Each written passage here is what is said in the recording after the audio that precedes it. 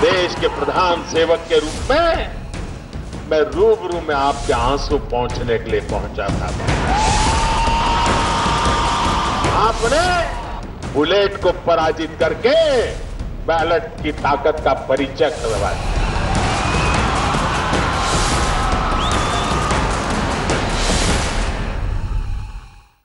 Welcome back. You're watching To The Point. Earlier today, the Prime Minister was in Udhampur and Poonch to address election rallies. Yesterday, the BJP released its vision document for the state and was silent on the abrogation of Article 370. In addition, the party has fielded 32 Muslim candidates, which is nearly 40% of the total. So is the BJP all put together presenting a new face to the state? And is that face credible or could it be misleading? With me is the former chairman of the Minorities Commission, Wajahat Habibullah, one of Dr. Manmohan Singh's Kashmir interlocutors, Radha Kumar. Joining us soon, the well-known academic and former Vice-Chancellor Siddique Wahid, as well as the well-known Asian Age columnist Ashok Malik. Wajahat Habibullah, yesterday the BJP released its vision document for Kashmir and there is no mention of Article 370 whatsoever. This is in clear contrast to its national manifesto in May, where the party said it was committed to abrogating the article after a widespread discussion on the subject. How do you read the omission of this issue from the Kashmir vision document this time round? Well, obviously the document is designed for winning the election in Kashmir. As you know, the BJP has targeted 44 seats for its admission, 44 in Kashmir. But from the beginning of this campaign, and I arrived there along with General A.K. Singh, who was also arriving there about the same time, in his speeches across the state also, he talked about Article 370, but he said that that is not an election issue. So the election manifesto is obviously designed for the state of J&K, and obviously there has been a rethink in the BJP on the question of Article 370, because even earlier when the Prime Minister had visited J&K and spoke of Article 370 in Jammu, I think it was, he talked about discussing the ramifications of Article 370, not about its abrogation. That was only mentioned by one of his ministers of state, and the government really did not come out in support of that statement. Radha Kumar, I want to ask you whether you agree with Wajahat Habibullah when he says obviously the government is rethinking its position on Article 370, because it's not just the Kashmir vision document that was released yesterday that's silent on the subject. In recent days, a variety of BJP leaders, starting in fact with Home Minister Rajnath Singh, have said that the future of Article 370 will be decided by the Kashmiri people. He said they will decide whether to retain it or revoke it. Do you therefore believe that there's a significant reading down of Article 370 happening in the BJP's thinking? Well, I do think that they have learnt that Article 370 is not an issue to be discussed lightly or to make any assumptions on. And that's a good thing. It's a good thing that they have understood that the special status that it codifies is a critical issue as far as the people of Jammu and Kashmir are concerned, and that it's also potentially a very polarizing issue. Okay. So you do believe that this is a credible and genuine reading down? You have faith in what you're hearing from BJP leaders rather than be suspicious and distrustful of them. Can you answer that as well, please? Credibility goes partly to intention and partly to pragmatism. I would say that at the moment they're leaning in the direction of pragmatism. Okay. Where intention will surface, we cannot say clearly. But I will say that as long as they're in government, they are, I would give some credibility to the backtracking. You know, Ashok Malik, I want to explore this question of how genuine is this reading down, this apparent change in position on Article 370, and how much is it just a matter of convenience for the duration of an election and no further. And the reason I want to question that further with you is this. You know and I know this is not the first time a BJP vision document is silent and deliberately so on Article 370. That also happened when the National Vision document of 2004 came out. It was completely silent on the question of abrogation. Instead, it said that the priorities in Jammu and Kashmir were eliminating terrorism, accelerating economic development, strengthening popular governance. Now, does that background of 2004 make the silence in 2014 more credible and more trustworthy? Or should I say to you, just as the 2004 document got overtaken and forgotten, the commitment or the silence being made this time will also get overtaken and forgotten? Which of the two is it? So two things here. One, I think we all need to realize, and the BJP has realized as well, at least in private if not publicly, that Article 370, which is really a shorthand for Kashmiri exceptionalism and the unique status of Kashmir, has been diluted considerably since the period when Shyama Prasad Mukherjee unfortunately died in Kashmir. The conditions before 1953 and after 1953 are very different, and Article 370 to some degree, or Kashmiri exceptionalism to some degree, has lost some of the controversial and potent aspects which existed before 1953, though some still exist. I'm not denying that. Second, removing Article 370 can be envisaged as the end game of a political settlement, of a widespread political settlement, a period of consultation, a give and take, a very large and broad process. It can't be the beginning of that process. Mr. Vajpayee in 2004 or 2002 really started that process with the election of 2002, okay, and with the Deputy Prime Minister of India, Mr. Advani, speaking to the Hurriyat in January 2004. That was a very rich legacy to leave the subsequent government. The BJP feels, correctly or incorrectly, that the subsequent government didn't pick up the threads. And Mr. Modi, in his election speeches, has emphasized that Come back to my question. How credible is this silence on 370? Is it convenience or is it a reflection of real rethinking? I don't think it's rethinking. I think it's trying to go back to what Mr. Vajpayee's Kashmir policy was, which was don't discuss Article 370, in a sense make it irrelevant. Discuss the broader political settlement, the relationship between Delhi and the valley, between the valley and Jammu, between the valley, Jammu and Ladakh. Okay. Let me bring in which are important issues, which have not been discussed. Because they're not part of our agenda at the moment today for this discussion. We are focusing on the presentation of a new face, and the first element of that new face is the changed thinking or the changed position on 370. Let me bring in Professor Waheed and put this That is precisely what I'm talking about. Yesterday, Professor Waheed, when Avinash Rai Khanna, the BJP chief in Jammu and Kashmir, was specifically asked about the omission of Article 370 from that vision document, he said, and I'm quoting, "We are fighting these elections on the issue of development," clearly suggesting that they were not fighting on the issue of Article 370. Now, to me, that was very similar to the way the BJP fought the elections in Maharashtra, where despite the fact it claimed it was committed to the creation of Vidarbha, it said this is not an issue in this election. And similarly, it's fighting now an election in Jammu and Kashmir, where technically it's committed to abrogating Article 370, but its vision statement doesn't mention it, and it insists it's not an issue in this election. Do people in Kashmir believe this is a genuine, trustworthy reading down of the BJP's position on 370 and that the BJP is rethinking it and therefore changing its position? Or are they going to be suspicious and doubtful and distrusting?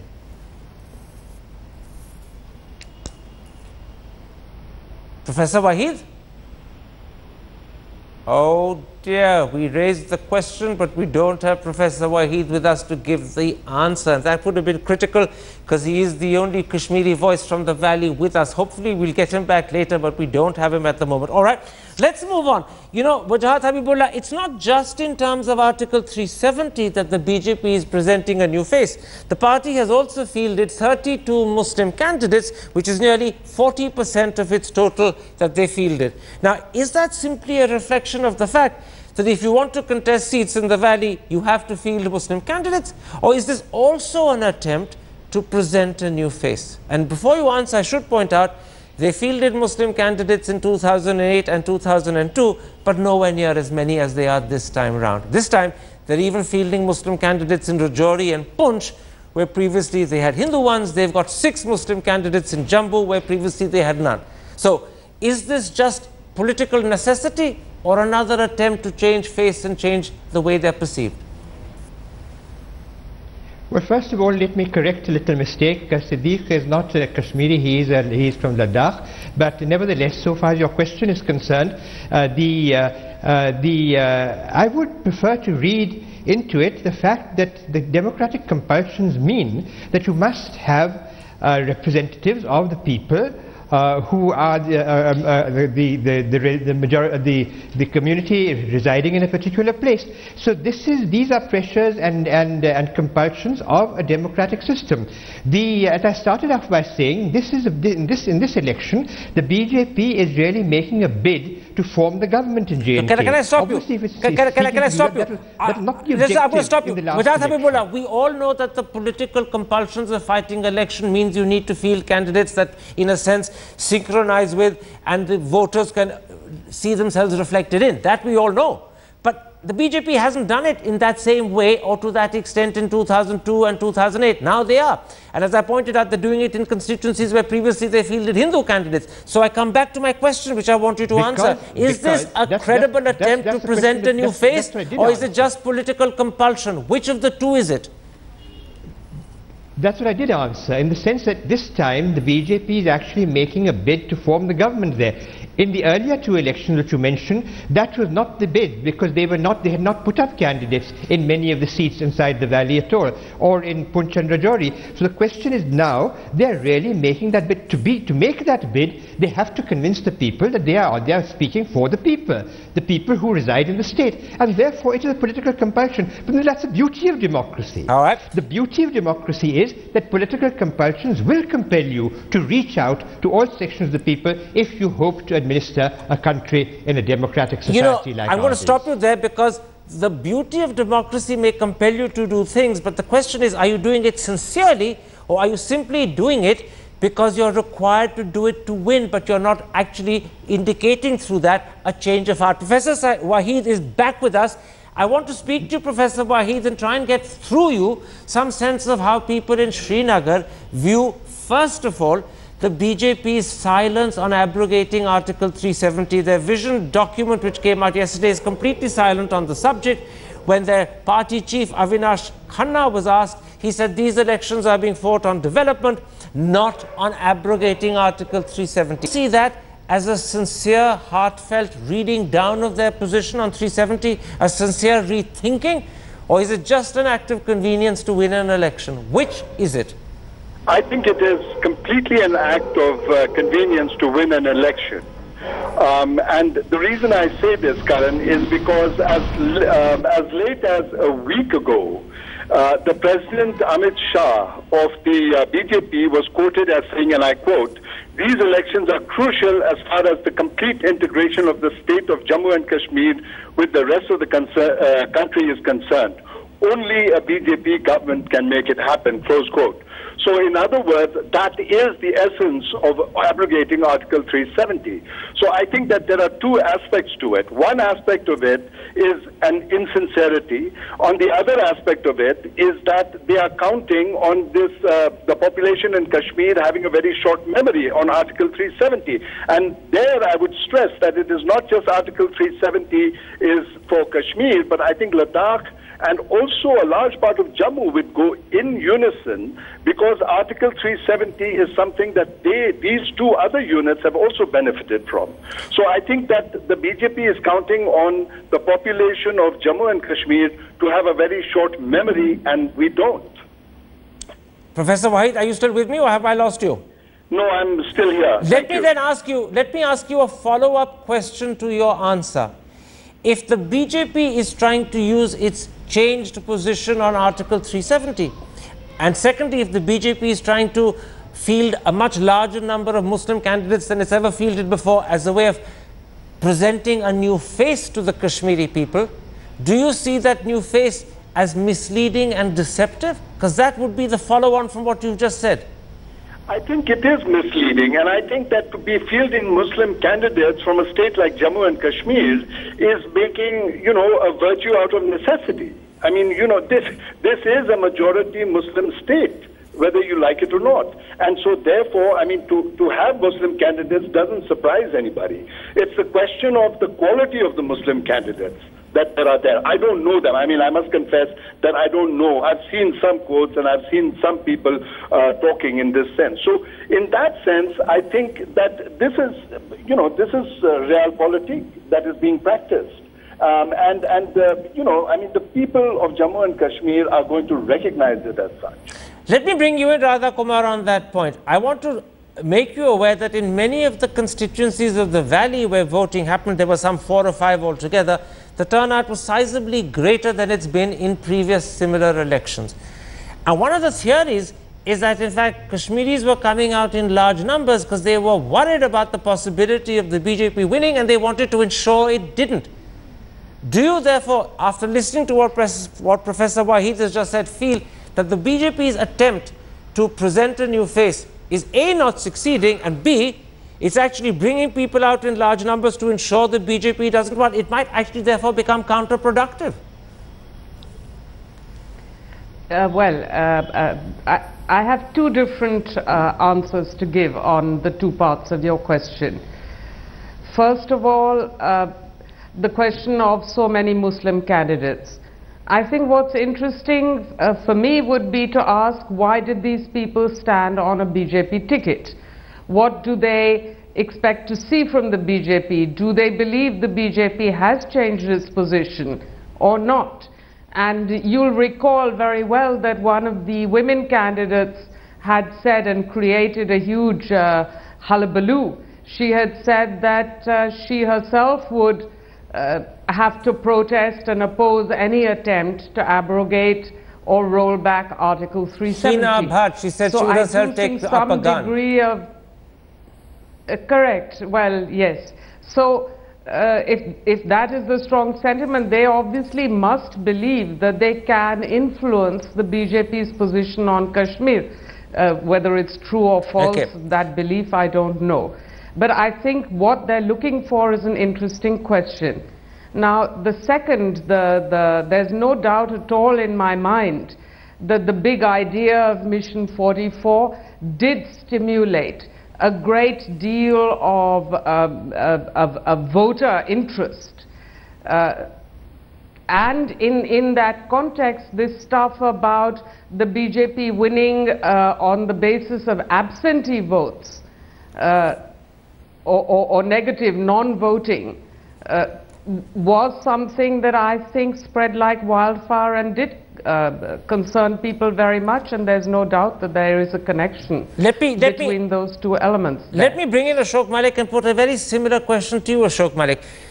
Has the hype around Mission 44, now the alleged interest in the so-called new face the BJP is presenting, actually ended up ensuring that people vote in large numbers to keep the BJP out?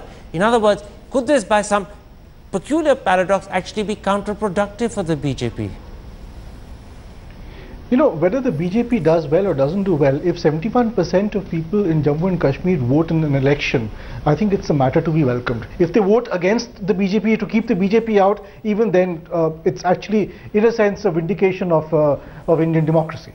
Having said that, the BJP put up candidates in 2002 and even 2008 to make a point. This year is put up candidates to try and win. I don't think winning 44 seats is possible for the BJP, but it is very feasible the BJP may finish the single largest party or get, say, 27, 28 seats and finish first in hung assembly. That is very, very feasible. I'm not saying it's a done deal, but it's very feasible. And the BJP certainly thinks it's in with a shout in terms of being part of the power arrangement. Okay. Before I go back to Professor Waheed for the last word, I want to come to you first, Wajahat Habibullah. You've heard Professor Waheed say in no uncertain terms that in fact the face the BJP is presenting, this new face, is insincere. He doesn't believe it. When he looks at the track record of the BJP's position as well as things that Mr. Amit Shah has been saying, he thinks their intention is quite different to what they're saying up front. Do you believe that that sort of skepticism will be shared by the majority of the valley? Because you know the valley better than most people. What's your hunch? What's your instinct? A quick answer.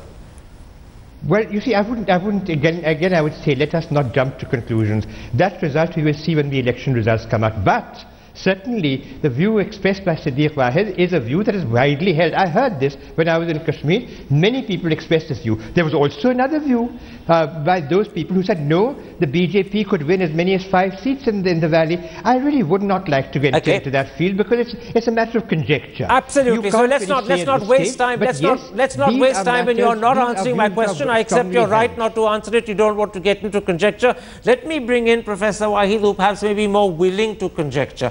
Professor Wahid, what's your hunch? Do you think the BJP, on the back and strength of the new face they're presenting, the fact that they've got 40% Muslim candidates, the fact that they're putting up Muslims in Jammu, in Rajouri, in Poonch, where they've never put Muslims up as candidates before, the fact that they're trying to read down Article 370, the fact that, in fact, they're bringing clerics from outside the state to convince people they're not anti-Muslim, will all of that put together yield a handful of seats for the BJP in the valley? I may be expressing hope more than, as I said, sort of trying to predict. But my hunch is that the BJP will not get as many as 5 or 6 seats. I think that they could possibly get 1 or 2. And that is in the inner city where, voting may not be as sort of high in numbers as it has been. So I would go with a conjecture of a lower number than a higher. All right, Professor White, thank you very much for gambling and risking it and giving me a conjecture. I'm grateful for it. Of course, we have to wait till the 23rd of December to find out if your conjecture is right or wrong. My thanks also to my other guests for joining me. And there we end this particular episode. Have a terrific weekend. I'll see you on Monday. But now...